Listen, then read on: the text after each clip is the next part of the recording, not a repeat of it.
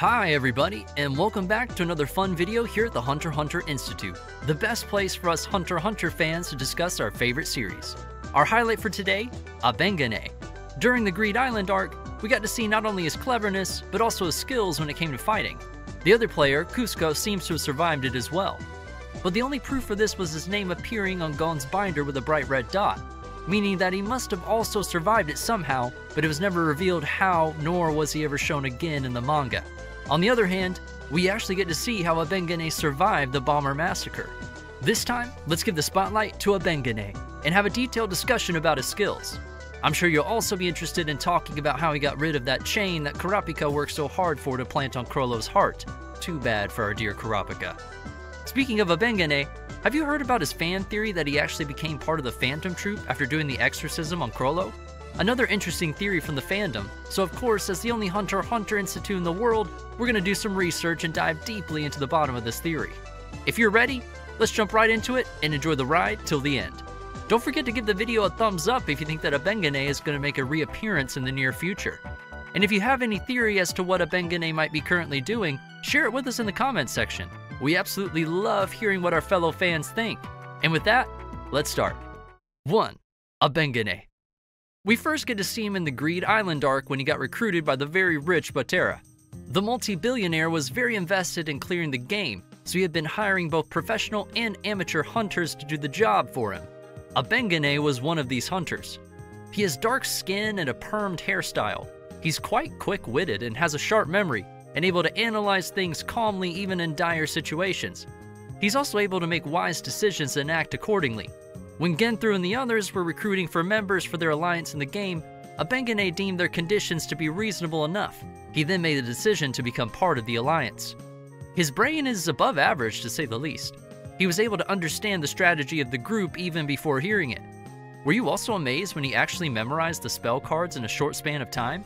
Probably got it on his head faster than any other player did. He's one of the characters who have a brilliant and clear mind, and exceptionally good at judging a situation by analyzing the details given to him. Was your first impression of him that of a person who's smart and has a strong sense of justice? You're probably not alone on that. Abengane is essentially a very practical person. After all, we see him take action based on what would be the most practical instead of what's the most ideal. Quite a smart move, don't you think? After we last see him in the Greed Island arc when he used his skill to remove that bomb that Genthru planted on him, what's the next scene where we get to see him again?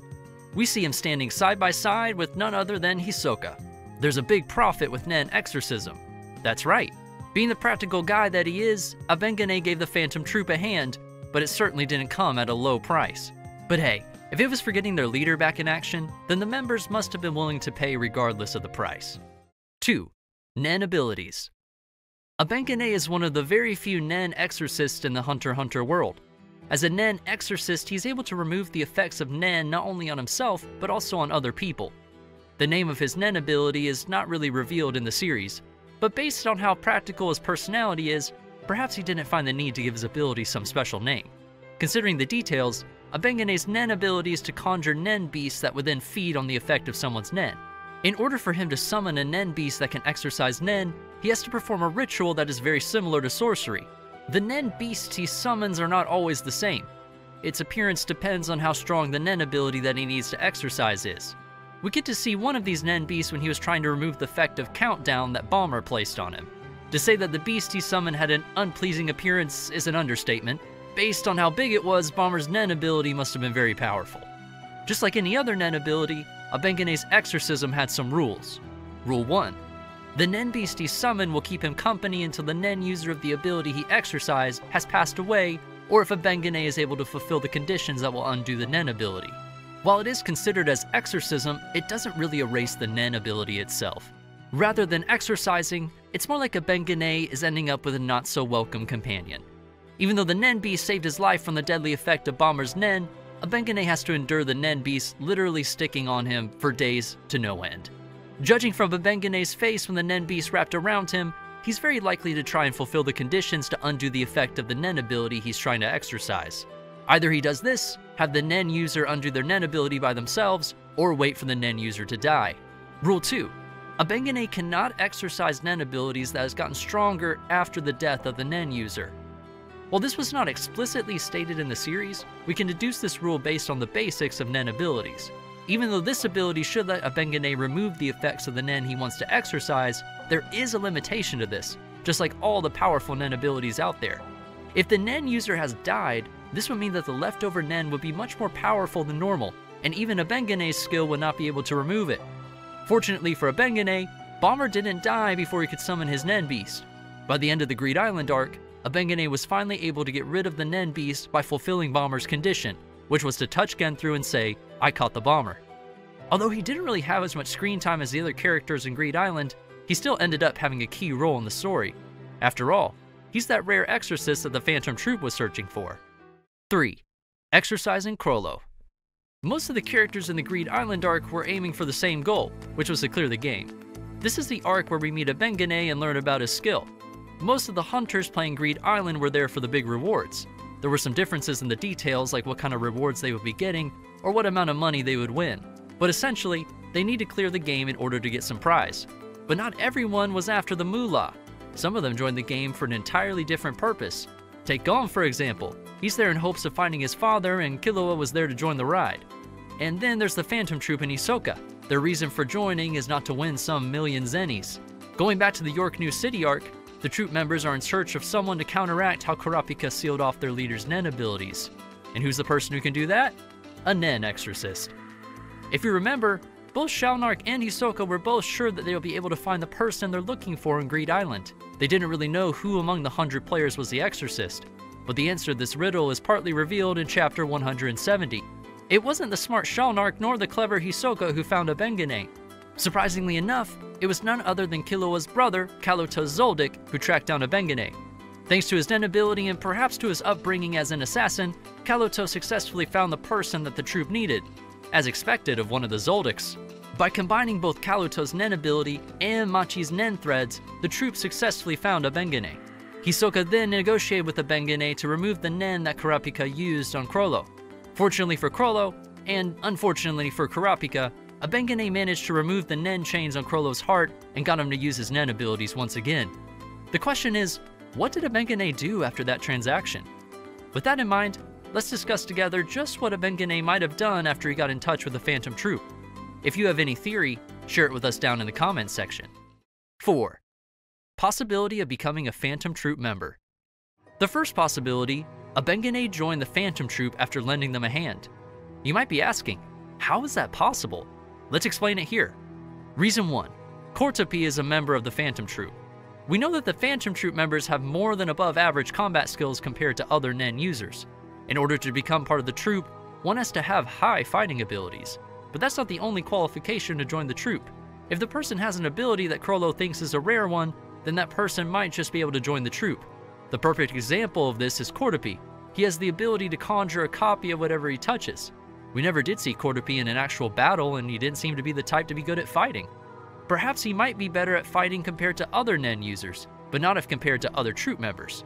He ranked lowest among the physical abilities of the troop. It's most likely that Kortopi got accepted into the troop because of his ability to copy things. Based on this, if someone like Abengane, who has a very rare ability to exercise Nen, crossed paths with the troop, then don't you think that Chrollo would have to have him become part of the troop in case they need to have some Nen exercised? Who knows? Kurapika might just come back to try and put chains on Chrollo, or on the other members again. Speaking of our dear Kurapika, let's jump to the next reason. Reason 2. Search for Kurapika. If the troop did decide to have Abengane part of the group, what does Abengane gain from it? Well, he does need information about Kurapika. After all, in order to remove the Nen beast that would stick on Abengane after performing exorcism, he would need to fulfill the conditions set by the Nen user to cancel the Nen. And the fact that Chrollo was able to use Nen again means that Abengane performed the exorcism successfully. And if he used his ability, that means that a Nen beast has been summoned and has probably been keeping Abengane company for 24 hours. In order to get rid of the Nen beast, he would either need to kill Kurapika or find out what he needs to do to undo Kurapika's Nen ability. It's not entirely meaningless for him to be part of Phantom Troupe, who probably also have Kurapika on their list of people they want to get rid of. Considering these two reasons, Abengane joining the Phantom Troupe isn't such an impossible argument. Despite these two reasons, I personally don't think that Abengane became fellow comrades with Chrollo and the other Phantom Troupe. This time, let's discuss the reasons just why Abengane won't join the troop. 5. Possibility of not joining the Phantom Troop. Let's go back to how Abengane removed Kurapika's Nen from Chrollo. Even after helping them with this, do you think a person like Abengane would join the Phantom Troop?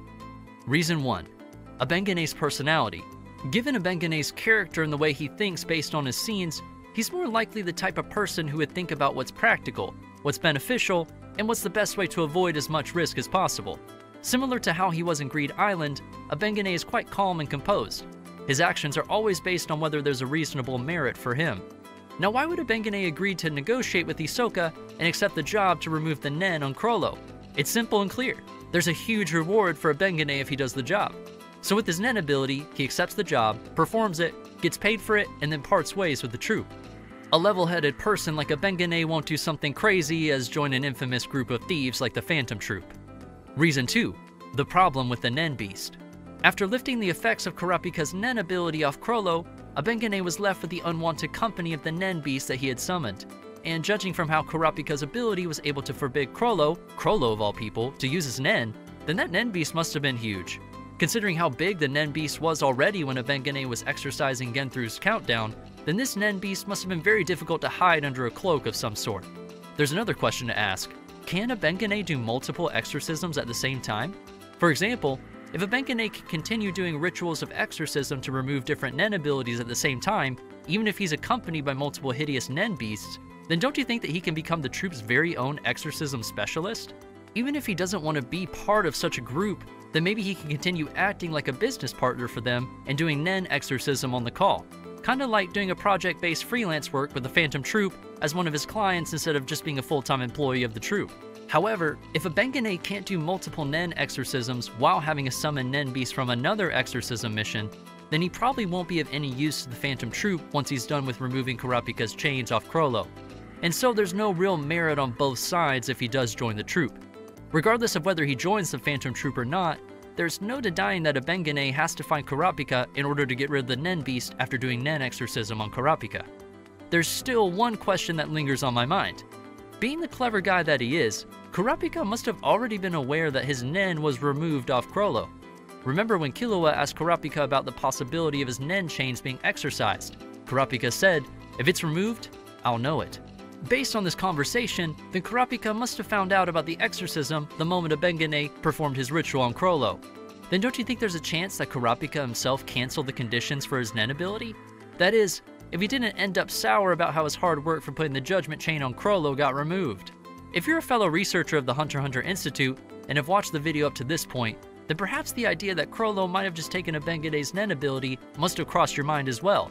After all, Chrollo wouldn't pass up such a rare ability, won't he? Before we finish off with this video, let's do some quick analysis.